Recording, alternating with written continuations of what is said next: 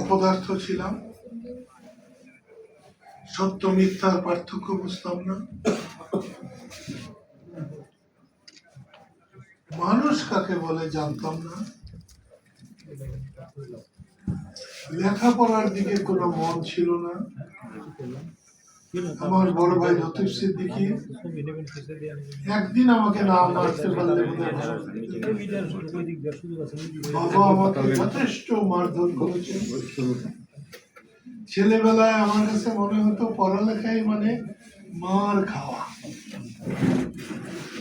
আমি আমাদের বাড়িতে যখন কলেজের ছাত্ররা আসতো অথবা ইউনিভার্সিটির ছাত্ররা আসতো, আমি আড়ালে মুখ লুকিয়ে হাসতাম আর ভাবতাম এ জানি কত মার খেয়েছে।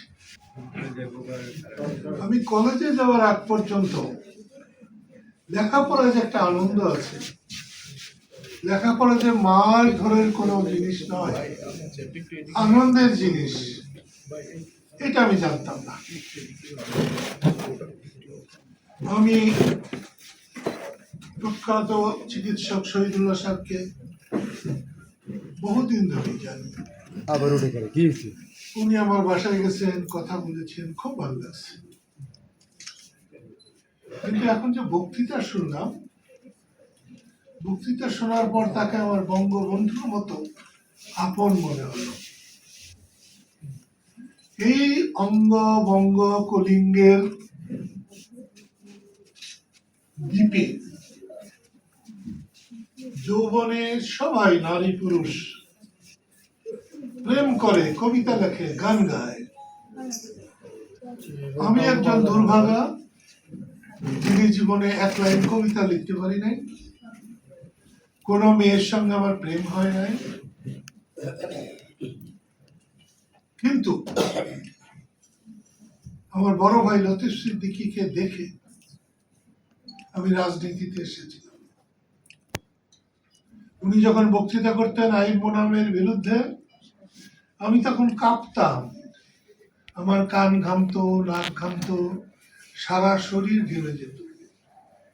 আমরা একটা দারোগা পুলিশের বিরুদ্ধেই কথা বলতে ভয় করে, তিনি পাকিস্তানের প্রেসিডেন্টের বিরুদ্ধে তারস্বরে বক্তৃতা করছেন, হাজার হাজার মানুষ শুনছে, আর আমি কাঁপছি। লতিফ সিদ্দিকীকে পেয়ে আমি রাজনীতিতে এসেছিলাম, স্লোগান দিয়েছিলাম, মাইক মেরেছিলাম। ৬২ সালে শিক্ষা কমিশন রিপোর্টের বিরুদ্ধে রাস্তায় নেমেছিলাম। ওর পর থেকে বঙ্গবন্ধুর সঙ্গে আমার পরিচয় হয়েছে। উনি আমাকে খুব ভালোবেসেছেন, সম্মান করেছেন। ওরকম কাজ করলে সবাই সম্মান করে। যার যা আছে তাই নিয়ে শত্রুর মোকাবেলা করতে হবে, এই কথাটি বলার পরে বঙ্গবন্ধু আমাকে একটা চাকু দিয়ে যান নাই। হানাদারদের কাছ থেকে অস্ত্র ছিনিয়ে নিয়ে যুদ্ধ শেষে বঙ্গবন্ধুর পায়ের কাছে ১,০৪,০০০ অস্ত্রের মধ্য থেকে কয়েক হাজার অস্ত্র তাকে দেখবার জন্য সেখানে দিয়েছিলাম। আজকে যার স্মরণ সভায় এসেছি, এই নুরুর রহমান, যুদ্ধের সময় আমি তাকে দেখেছিলাম। অ্যাডভোকেট হাবিবুর রহমান বেনু বলে আমার এক কোম্পানি কমান্ডার ছিল, তার দলে ছিলেন খন্দকার নুরুর রহমান সেলিম। টাঙ্গাইল বিন্দুবাসী স্কুল মাঠে যেদিন আমরা অস্ত্র জমা দিই, বঙ্গবন্ধুর পায়ের কাছে বিছিয়ে দিই, সেদিনও তিনি ছিলেন, নুরুর রহমান সেলিম ওই অনুষ্ঠানেও ছিলেন। আমি বঙ্গবন্ধুর ঘাড়ে অস্ত্র দিতে পারতাম, দু হাতে দিতে পারতাম, মাথায় দিলেও সেই সময় কারো কিছু করার ক্ষমতা ছিল না। কিন্তু আমি তার পায়ের কাছে অস্ত্র বিছিয়ে দিয়েছিলাম এই জন্য যে অস্ত্র কোনো শক্তি না, অস্ত্র যে চালায় সেই শক্তি, আর তাকে যে চালায় সেই হচ্ছে মহাশুক্রহণ। এটা আমি জানতাম মানতাম বলেই বঙ্গবন্ধুর আহ্বানে অস্ত্র নিয়েছিলাম, তার আহ্বানে তারই পায়ের কাছে অস্ত্র দিয়েছিলাম। আল্লাহ আমাকে যে সম্মান দিয়েছে, আমি এর চাইতে কিছু বেশি কিছু চাই না। উনি যখন বললেন শুক্রবারে, আমি অস্বীকার করেছিলাম, কারণ আমার স্ত্রী মারা গেছে। একেবারে সুজা শান্ত একটা মানুষ, স্ত্রী হিসেবে স্বামীকে ভাইয়ের চাকরি, বোনের চাকরি, বাড়িটা, ঘরটা, শাড়িটা, গলার হারটা, এরকম নানা ভাবে কিছু না কিছু চাপ থাকে। আমি এমন একটি সরল মেয়েকে পেয়েছিলাম, যাকে আমি একদিনের জন্য ভাবিনি যে আমার স্ত্রী হতে পারে। সে আমাকে একদিনের জন্য এই সমস্ত বলে বিব্রত করেনি, কাঁদায়নি। আমি যখন তাকে বিয়ে করেছিলাম, সে কোনো মেয়েও ছিল না। আমার ছেলে হওয়ার পরে সে মাও হয় নাই, আমার মেয়ে হওয়ার পরেও সে মা হয় নাই। আমার পরীর মতো মেয়ে, রাজপুত্রের মতো ছেলে, কেমন আমাকে যে যত্ন নেওয়া। 500 টাকার নোট 50 টাকা দেবে, বাজার করতেন মাসের পর মাস। আবার আমাকে বলতেন, আচ্ছা অমুককে টাকা দিলাম, এত বাজার হলো, তারপর টাকা ফেরত দিল। 500 টাকাকে 50 টাকা মনে করে দিলে তো ফেরত দেবে।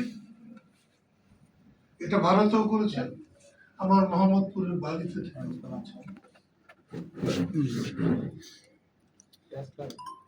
সেই মেয়েটা যখন চলে গেছে, আমার বুক ভেঙে গেছে। আমি পিতার সন্তান না, আমি মায়ের সন্তান। আমার সবকিছু মা। আমার মা না থাকলে আমি বাঁচতাম না। সেই মা যেদিন চলে গেছে, সেদিনও বোধ হয় অত কষ্ট লাগে না। স্ত্রীকে যে কষ্ট লেগেছে, আমার থেকে 9 বছরের ছোট, আমার আগে যাওয়ার কথা, হুট করেই চলে গেল। তারপরে প্রতি শুক্রবার মসজিদের পাশে যেহেতু কবর দেওয়া হয়েছে, আমি আল্লাহর কাছে প্রার্থনা করেছি আমারও যেন কবর ওখানে হয়। আমি একটা শুক্রবারও বাদ দিই নেই। আমি ওখানে নামাজ পড়েছি, দোয়া করেছি। আমার বাবা মার কবর আছে, আমার দাদার কবর আছে সেখানে, আমি কবর নেব। আমার বড় ভাইকে বলেছিলাম, উনি বলছিলেন যে আমি তো মেডিকেল কলেজে দেহ দিয়ে দিয়েছি, আমি যেটা ফিরিয়ে আনে, আমরা যেখানে জন্মেছি ওখানেই আমরা। উনিও রাজি হয়েছেন, ঠিক আছে। আমি আল্লাহ আল্লাহ করছিলাম যেন আমি যেন ঠিক সময় বুঝতে পারি।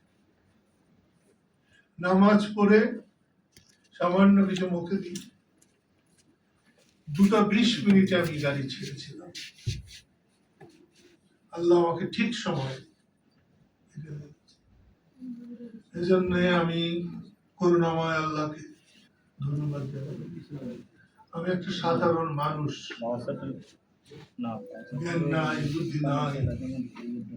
আমি শুধু জানি অন্যকে সম্মান করা, অন্যকে ছোট করে বড় হওয়া যায় না। আমি অন্যকে বড় করে দেশের যে এই যে অবস্থা, এর জন্য কেউ দায়ী না, এর জন্য আমরা দায়ী।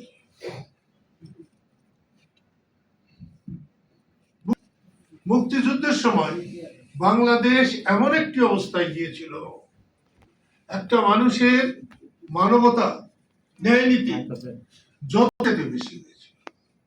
আর আজকে একটা জাতি ধ্বংসের জন্য যতটা নিচে নামতে হয় আমরা তাই নেমেছি। সেই জন্য বলবো মুক্তিযুদ্ধ কারো একার না। সেই জন্য বলবো জয় বাংলা স্লোগান কারো একার না। সেই জন্য বলবো শেখ মুজিব বঙ্গবন্ধু কারো একার ছিলেন না, সমগ্র বাঙালি জাতির ছিলেন। জয় বাংলা ছিল মুক্তিযুদ্ধে, সেটা শুধু আওয়ামী লীগের ছিল। কেন অন্যদেরকে আমরা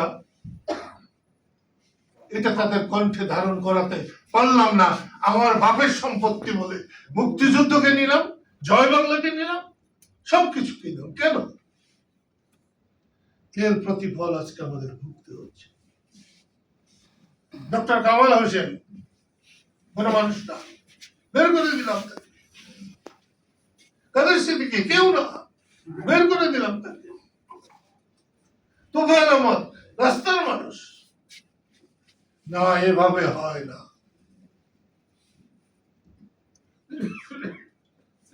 আমি তো মূর্খ মানুষ। ব্রিটিশ বিরোধী আন্দোলনে একমাত্র মহাত্মা গান্ধী পেয়েছিলেন যোগ্য কর্মী। সেটা পণ্ডিত নেহরুকেই বলি, বল্লভভাই প্যাটেলকেই বলি, আর আজাদ সাহেবকেই বলি, আর এই উপমহাদেশে বাংলাদেশের সীমানায় পেয়েছিলেন বঙ্গবন্ধু শেখ মুজিবুর রহমান, তার উপযুক্ত কর্মী। আজকে ওই যে কি গান গায় জেমস, জেমসের গানে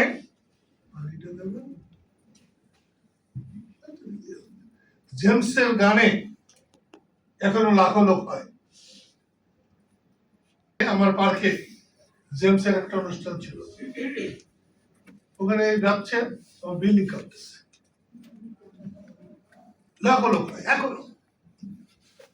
ঠিক তেমনি বঙ্গবন্ধু শেখ মুজিবের যে কর্মীরা ছিলেন, নেতারা ছিলেন, তারা যখন বক্তৃতা করতেন জেমসের মতো লোক হতেন। সেখানে তোফায়েল আহমেদ বলেন, সেখানে রাজ্জাক ভাইয়ের চাইতে ভালো বক্তৃতা নুরুল আলম সিদ্দিকী। রাজ্জাক ভাই তো সাংঘাতিক বক্তৃতা করেন। ওবায়দুর রহমান, শাহ মোয়াজ্জেম হোসেন, শাহ মোয়াজ্জেম হোসেন এমন একজন ব্যক্তি যিনি মুক্তিযুদ্ধের সময় ভারতীয় পার্লামেন্টে 2 ঘন্টা 40 মিনিট বক্তৃতা করেছিলেন। ভারতের ইতিহাসে আর কোনোদিন কেউ করেনি। যেমনি স্বামী বিবেকানন্দ আমেরিকায় যে 5 মিনিট সময় নিয়ে 3 ঘন্টা বক্তৃতা করেছিলেন, যারা বেল টিপবে তারা ভুলে গিয়েছে। আমরা কি দিয়েছি?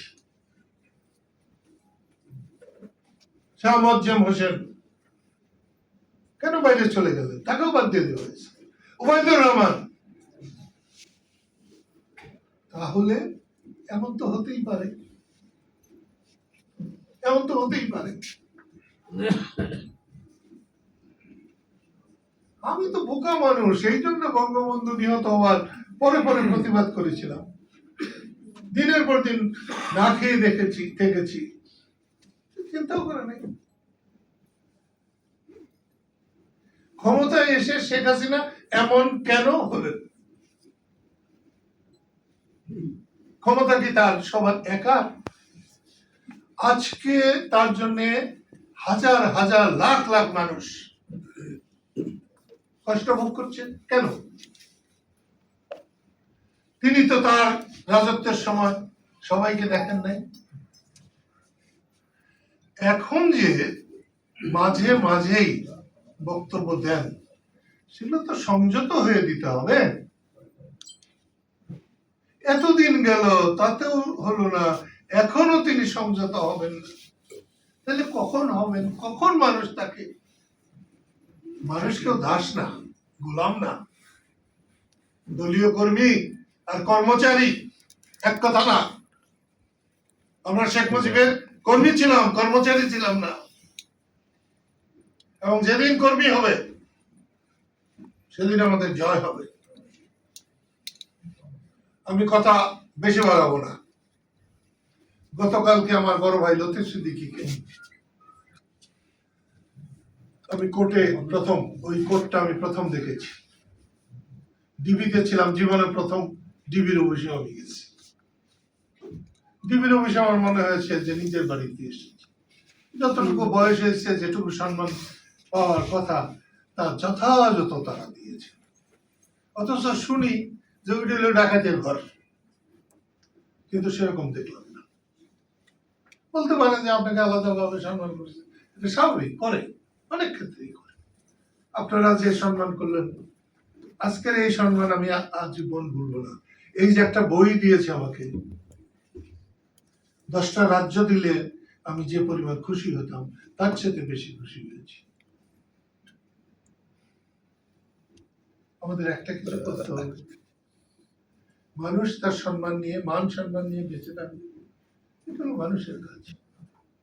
আপনি সরকার হবেন, আপনার বিরোধিতা যারা করবে তাদের সবকে নির্মূল করে ফেলবেন, এটা তো রাষ্ট্রের পলিসি হইতে পারে না। আপনার সঙ্গে যত বিরোধ থাকুক, আপনি যখন দায়িত্ব পাবেন তখন তার জান, মাল, সম্মান, তার নিরাপত্তা দেওয়ার দায়িত্ব আপনার। আপনি তখন তার চাকর হয়ে গেলেন। আপনি যখনই দায়িত্ব নিলেন তখনই আপনার শত্রুরও আপনি চাকর হয়ে গেলেন। অন্যের জন্য স্পেস দিতে হবে, জায়গা দিতে হবে, মান সম্মান থাকতে দিতে হবে। পাকিস্তানিরা যা করেছে ঠিক তাই আপনি করবেন। তারপরও আপনাকে ভালো বলবো, তারপরও আপনাকে মাথায় রাখবো, এটা তো সম্ভব না। আজকে আমি যখন আমার গ্রামের বাড়ি সাথিয়াটিতে গিয়েছিলাম, কয়েকজন আমাকে প্রশ্ন করছে, দাদাকে এরকম কারাগারে নিল, আমাদের কিছু করার নাই? নিশ্চয়ই করার আছে, কিন্তু দেশকে অশান্ত করে আমরা কোনো কিছু করতে পারি না। দেখি আমাদের মামলায় দেওয়া 5ই মেয়ের হেফাজতের মামলায় দেওয়া, এটা একটা ষড়যন্ত্র। সরকারকে নাস্তানাবুদ করা, আমাদেরকে সরকার বিরোধী করে তোলা। আমি তো সাংঘাতিক ভাবে তারেক রহমানের বিরুদ্ধের মানুষ, সাংঘাতিক ভাবে। আমি তারেক রহমানের কর্মকাণ্ড একটাও পছন্দ করতাম না, কিন্তু শেখ হাসিনা মরে যাওয়ার পরে, শেখ হাসিনার পতন হওয়ার পরে তারেক রহমানের একটা কাজেরও আমি সমালোচনা করতে পারতেছি না। এই যে আগুনের মধ্যে বসেও সে যেটা করছে, আমার পছন্দ হলে কি করে আমি বলবো যে আমার অপছন্দ হয়েছে? তার আমার একটা কাজ হয়ে পর্যন্ত অপছন্দ হয় নাই। আমি সেই মানুষ, যে মানুষ আগুনের মধ্যে দাঁড়িয়ে আমি আমার কথা আমি বলতে পারি, আমার কথা বলি। একটু দেখি না যে সরকারের কতটা হাত আছে। 16ই আগস্ট মামলার ডেট করেছে, যাবো 16ই আগস্ট। আমার গায়ে গুলি লেগেছিল 71 সালে 16ই আগস্ট। আমি প্রত্যেক বছর 16ই আগস্ট মাকড়াইয়ে যে সভা করি, সেখানে মিলাদ করি, জনসভা করি। এবার হাতে যেতে পারি, কোর্টে যাব। এর মধ্যে যদি বুঝি যে এটা সরকার করছে, তা সরকারের সাথে বোঝাপড়া করব। আর যদি এটা ষড়যন্ত্র হয়, সরকারের মধ্যেও কিন্তু সরকার আছে, সেটার মোকাবেলা করতে হবে। আমি তো বলবো, আপনাদের কথা শুনে আজকে না হলেও 20 বছরের মধ্যে আমি এত অনুপ্রাণিত হই, এত ভালো লাগে। লোক কয়জন আছে এটা নিয়ে আমার বিষয় না। 71 সালে শত শত লোক ছিল আমার সঙ্গে, পাকিস্তানিরা আক্রমণ করার আগ পর্যন্ত, ঝাঁপিয়ে পড়ার আগ পর্যন্ত। কিন্তু পাকিস্তানিরা যখন ঝাঁপিয়ে পড়ে, তখন সিলেট, তাকেও কিন্তু আওয়ামী লীগের পান্ডারা তাকে হত্যা করেছে।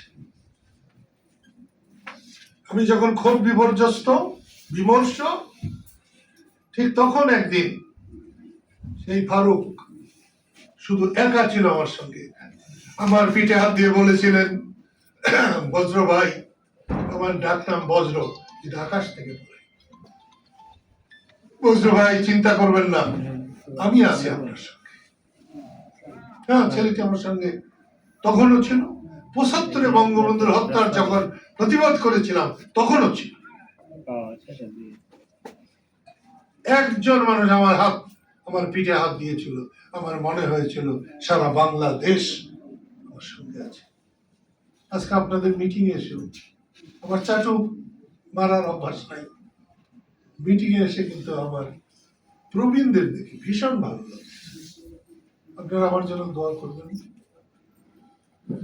আমার এমনি কোন রকমের কৌশল জানা নাই, কোন রকম। আমার শুধু আল্লাহর উপরে বিশ্বাস আছে, আল্লাহর উপরে বিশ্বাস রেখে আমি চলাচল করি, এটা রেখে আমি যেতে চাই।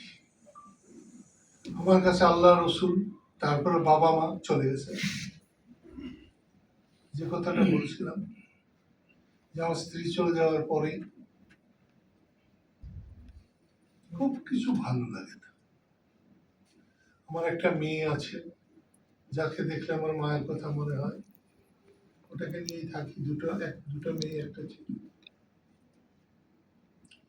যেটা বলছিলাম আপনাদের, আমি তো প্রেম করি নাই, কিন্তু বঙ্গবন্ধুর সঙ্গে আমার প্রেম হয়েছিল, সেটা একতরফা কিনা বলতে।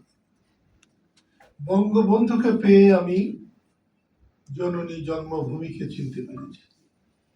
আজকে আপনারা এত মানুষ এখানে আছেন, এই ফ্লোরে হাত দিলেও আপনারা কি পাবেন আমি জানি না, কিন্তু আমি আমার মায়ের স্পর্শ পাব। আমি শুধু ভালোবাসায় শিখেছি দেশকে নিয়ে, কিছু করতে পারলাম না। বঙ্গবন্ধু অসময়ে মারা গেলেন, তার মরাই উচিত ছিল, মরা ছাড়া তার পথ ছিল না। যিনি আমেরিকাকে হারিয়ে দিতে পারেন, সারা পৃথিবীর পরাশক্তিকে হারাতে পারেন, তাকে তো মরতেই হবে।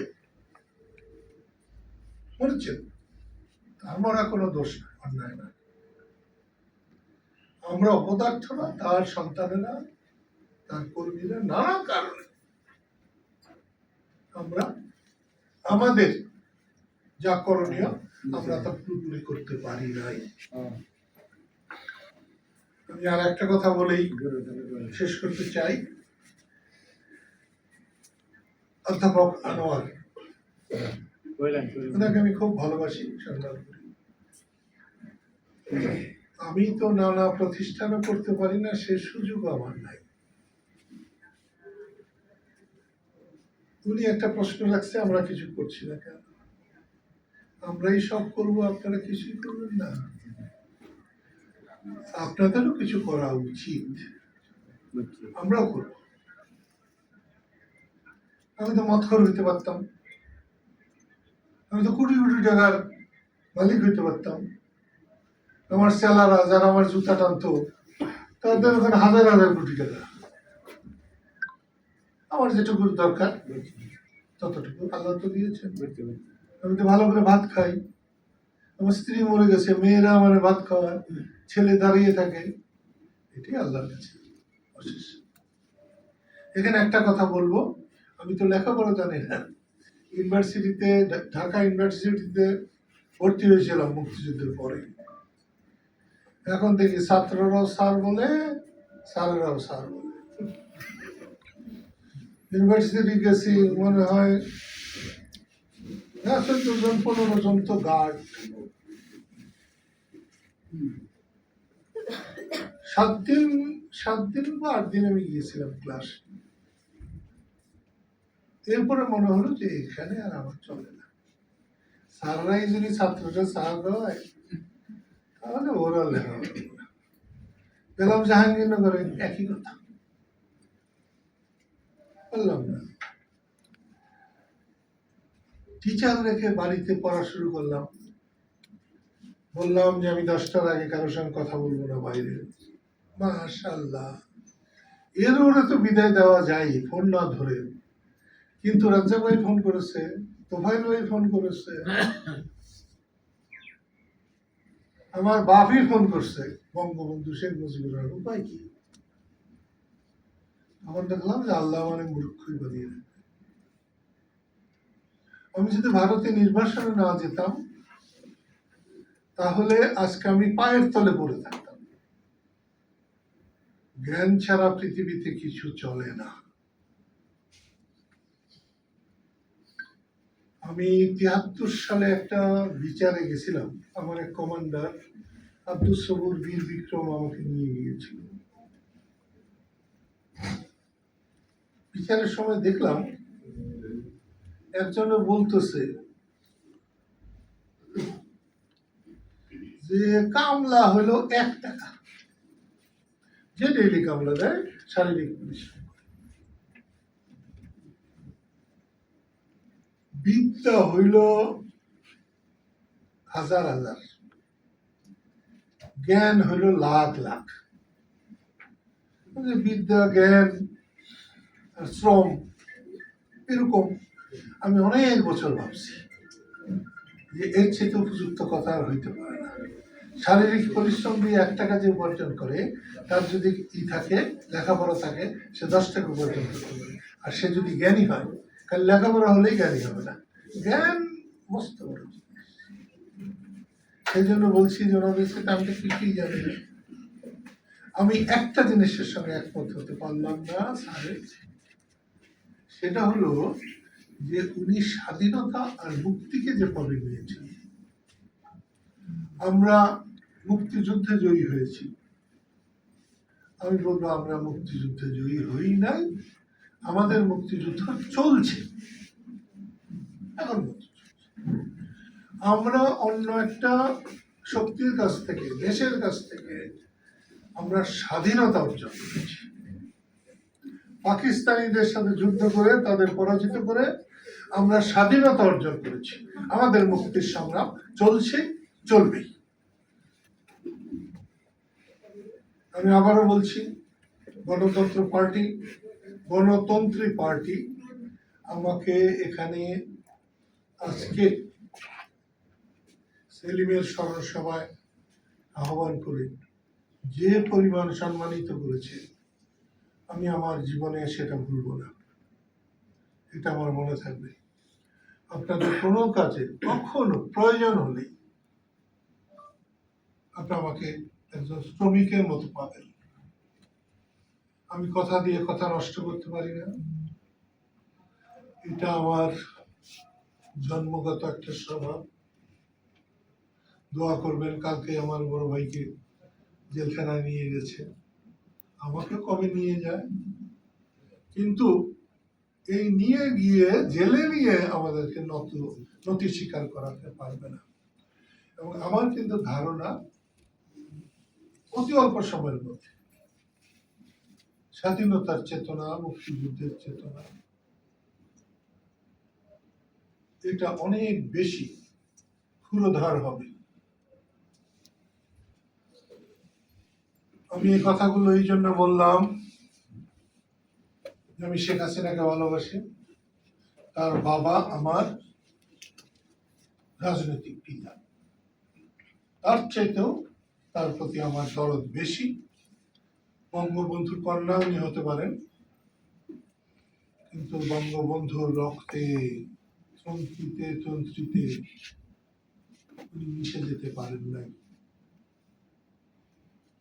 আজকে শেখ হাসিনার একেবারে বাদ দেবেন, এটা উনি রাষ্ট্র চালাইছেন, যদি ভুল করে থাকেন তার জন্য প্রকৃত বিচার হতো, আমার কোনো আপত্তি থাকতো না।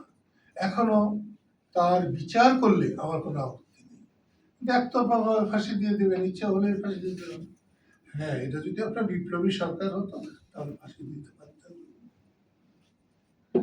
আপনি বিপ্লব করেন না, একটা আন্দোলন করেছেন এবং একটা সত্যিকারই জনগণ থেকে বিচ্ছিন্ন সরকারকে আপনার উৎখাত করেছেন।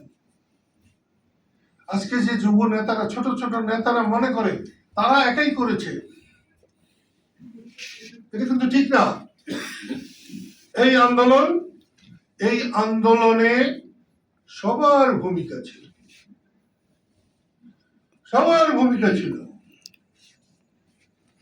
আমি তো সেই 90 সাল থেকে 99 সাল থেকে আলাদা দল করে আমি যে কাজ করছি, তাহলে আমার ভূমিকা নেই? গণঅভ্যুত্থানের ভূমিকা নেই? আওয়ামী লীগের শতকরা 60 জন মানুষ এক সময় শেখ হাসিনার বিরুদ্ধে তার পতনের জন্য কাজ করেছে।